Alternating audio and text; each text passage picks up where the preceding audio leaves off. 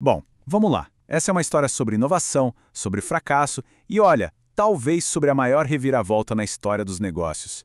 É hora de desvendar a jornada da Apple e do seu cofundador, Steve Jobs. E é interessante, né? A história da Apple não começa exatamente com um produto. Ela começa com a ambição do seu personagem central. Essa frase aí, tirada do currículo do próprio Steve Jobs, já mostrava a mentalidade dele. Ele não estava procurando um trabalho fácil, de jeito nenhum. Ele queria um desafio, um lugar que precisasse de uma baita transformação. E essa jornada, como muitas outras lendas do Vale do Silício, começa no lugar mais clichê e ao mesmo tempo mais incrível possível. Uma garagem. Uma garagem simples num subúrbio em Los Altos, na Califórnia.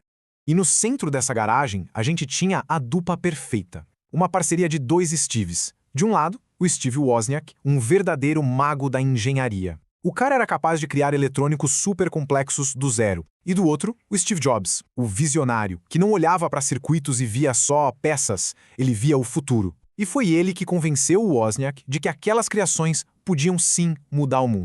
A transição de um simples hobby para um negócio foi, assim, meteórica. Tudo começou lá em 1971 com a Caixa Azul. Era um dispositivo ilegal, verdade, mas genial, que servia para fazer ligações de graça. Aí, em 1976, eles fundaram oficialmente a Apple Computers, na garagem dos pais do Jobs. E só um ano depois, eles lançaram o Apple II. E esse computador não foi só um sucesso, ele praticamente deu o pontapé inicial na revolução do computador pessoal. Com o sucesso estrondoso do Apple II, a empresa cresceu, claro, mas junto com ela, cresceu também a ambição de criar algo realmente revolucionário.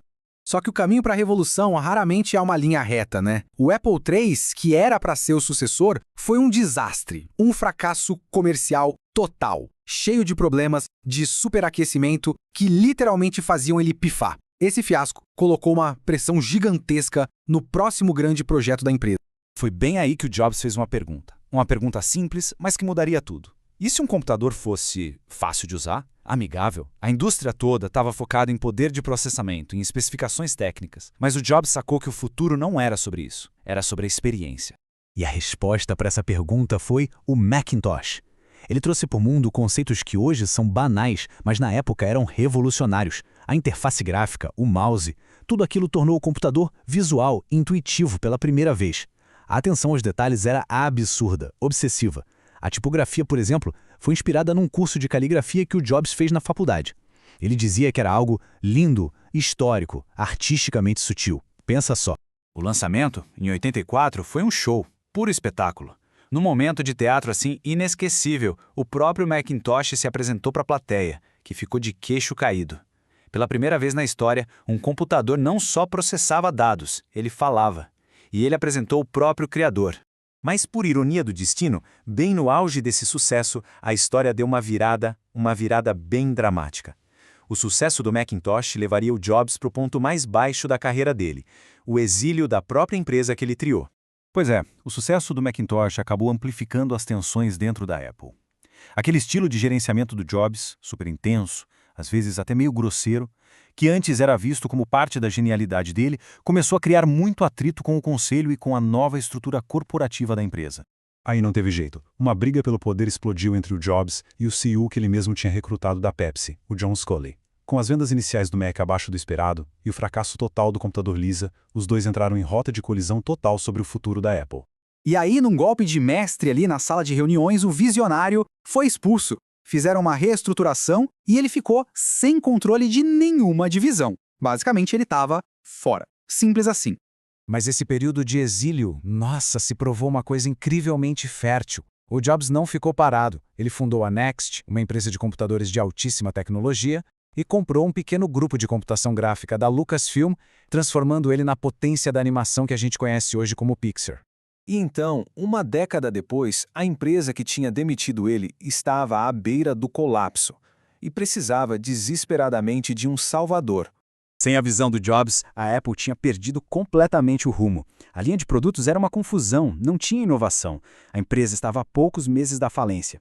Desesperados, eles precisavam de um novo sistema operacional. E foi essa necessidade que abriu a porta para o retorno do fundador. E o retorno foi uma coisa de cinema, orquestrado em etapas rápidas, decisivas. Primeiro, a Apple compra a Next. E não era tanto pelo hardware, sabe? Era mais pelo sistema operacional deles, que era super avançado. Isso trouxe o Jobs de volta como consultor. Mas logo depois, ele já assume a liderança, faz um acordo que chocou todo mundo com a rival Microsoft para garantir um investimento vital e aí começa a faxina. Ele simplifica drasticamente a linha de produtos com um foco implacável no futuro. Com o controle de volta nas mãos, o Jobs começou a orquestrar uma das maiores, se não a maior, recuperação corporativa de todos os tempos. E o primeiro passo foi reinventar o computador pessoal. O iMac de 98, com aquele plástico translúcido, todo colorido, não era só um computador, era uma declaração de design. Ele tornou a tecnologia acessível, divertida e decretou o fim da era dos PCs beges e sem graça. Em seguida, a mira foi na indústria da música. Com o iPod, aquele aparelhinho que prometia 1000 músicas no seu bolso, e a loja online iTunes, a Apple não só criou um produto de sucesso, ela reinventou completamente o jeito que a música era comprada, distribuída e ouvida no mundo inteiro. Mas o grande ápice da visão dele veio em 2007. Ele apresentou um aparelho que não era só um novo produto, era a base de uma nova era. O iPhone combinava 3 coisas em uma só: um iPod, um telefone e um comunicador de internet. E com isso, mudou para sempre a computação móvel. O resultado dessa sequência implacável de inovações foi a transformação total da empresa.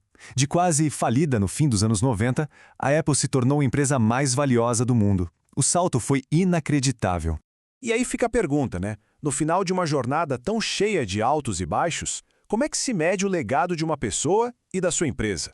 Talvez a medida esteja aí, no número de indústrias que foram completamente viradas de cabeça para baixo. Computadores pessoais, filmes de animação, música, telefones, tablets, publicações digitais.